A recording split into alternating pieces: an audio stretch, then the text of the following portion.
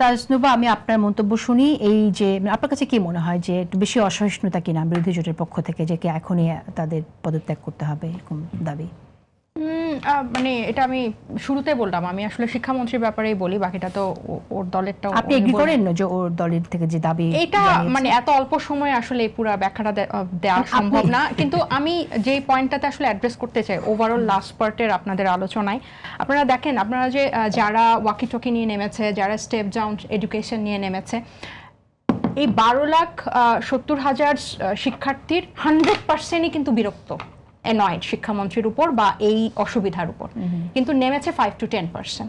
কিন্তু আমরা যদি 5 to 10% নিয়ে এটাকে নিয়ে রাজনীতি করি, আমরা ওই 90% স্টুডেন্ট, সাধারণ শিক্ষার্থী, 19,000 কিন্তু অ্যাবসেন্ট ছিল। হ্যাঁ, 90%কে কিন্তু আমরা পুরা ইগনোর করছি।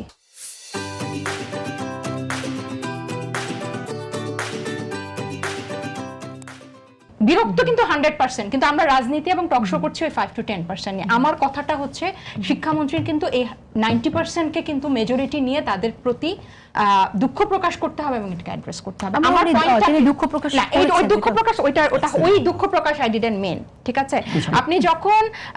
আপনি যখন স্টুডেন্টদের প্রতি আপনার দায়িত্ববোধটা দেখাবেন না, আপনি কিন্তু বারবার এই যে আপনারা ন্যারেশনের কথা বলছেন না, আপনি আর রনি ভাই, এটাও কিন্তু এক ধরনের ন্যারেশন, যে ওই 5 to 10%কে আপনি হাইলাইট করে পুরো জিনিসটাকে একটা ষড়যন্ত্র এবং প্রোপাগান্ডা বলছেন।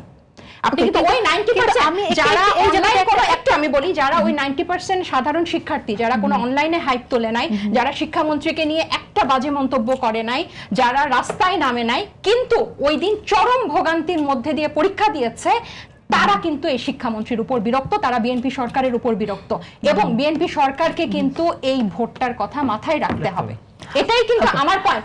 আমার পয়েন্টটা হচ্ছে যে আমি এটা নিয়ে রাজনীতি করতে মানে অনিচ্ছুক, কারণ এখানে একদম সাধারণ শিক্ষার্থী এবং তাদের পরিবার এবং অভিভাবকরা কিন্তু এখানে যুক্ত।